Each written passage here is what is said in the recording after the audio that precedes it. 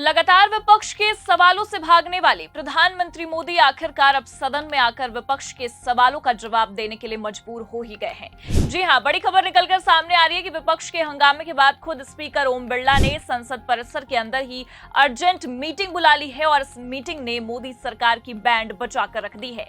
नमस्कार, आप देखना शुरू कर चुके हैं 4 PM न्यूज नेटवर्क और मैं हूं आपके साथ प्रगति ठाकुर। एक तरफ खबर निकलकर सामने आती है कि संसद परिसर के अंदर और बाहर विपक्ष ने भयंकर हंगामा किया है, चुनाव आयोग के SIR तक को फाड़कर डस्टबिन में फेंक दिया है और दूसरी तरफ इस हंगामे को देखते हुए स्पीकर महोदय मीटिंग बुला लेते हैं, जिसने सरकार को अब बुरा फंसा कर रख दिया है। खबर देखिए आप, इसमें लिखा भी है, सर्वदलीय बैठक में सदन चलाने पर बनी सहमति, लोकसभा में सोमवार से नियमित होगी कार्यवाही। तो लगातार पिछले 5 दिन से सदन की कार्यवाही ढंग से नहीं चल पा रही है। हर दिन सदन ठप कर दिया जा रहा है, केवल इसलिए क्योंकि सरकार सवालों से भाग रही है और विपक्ष हंगामे पर उतारू हो चुका है। ठीक ऐसा ही आज भी देखने को मिला। हालांकि आपको बता दें कि आज तो विपक्ष ने चुनाव आयोग तक की लंका लगाकर रख दी है। चुनाव आयोग के SIR तक को फाड़कर डस्टबिन में डाल दिया है। आप ये वीडियो देखिए।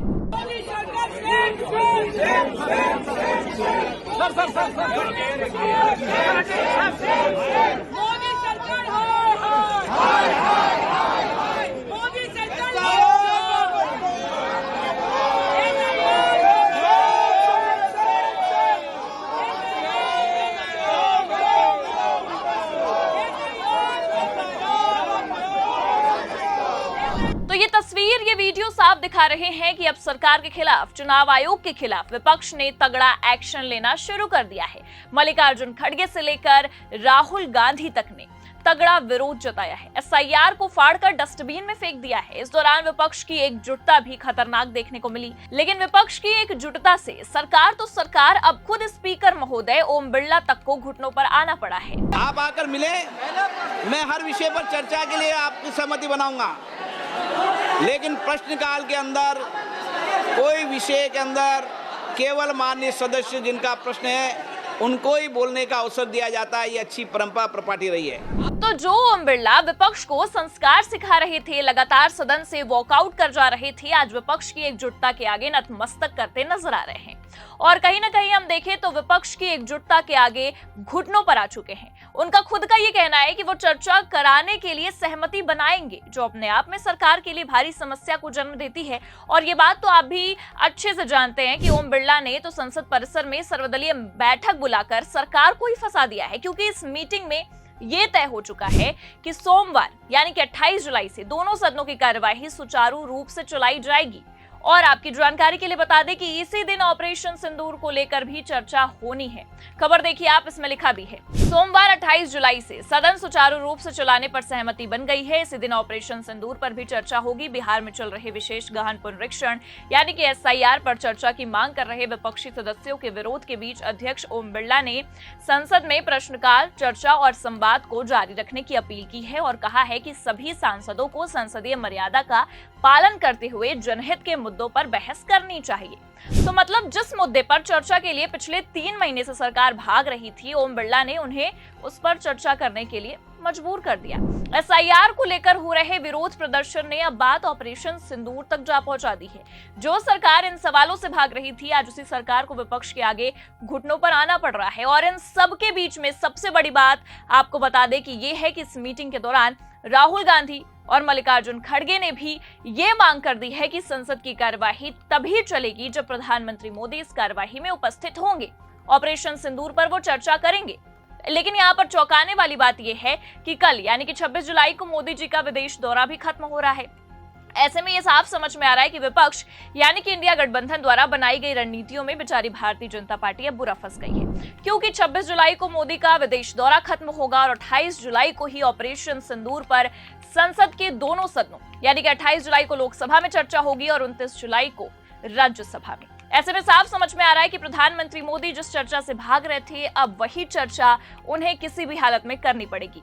एक तरफ ओम बिरला ने अचानक से मीटिंग बुला ली और इसी मीटिंग में विपक्ष के आगे घुटने भी टेकते हुए सरकार और खासकर प्रधानमंत्री मोदी को ही जो फंसा डाला है, क्योंकि जो प्रधानमंत्री मोदी सदन से भाग खड़े होते हैं, आज इंडिया की जिद की वजह से उन्हें संसद का हिस्सा बनना होगा।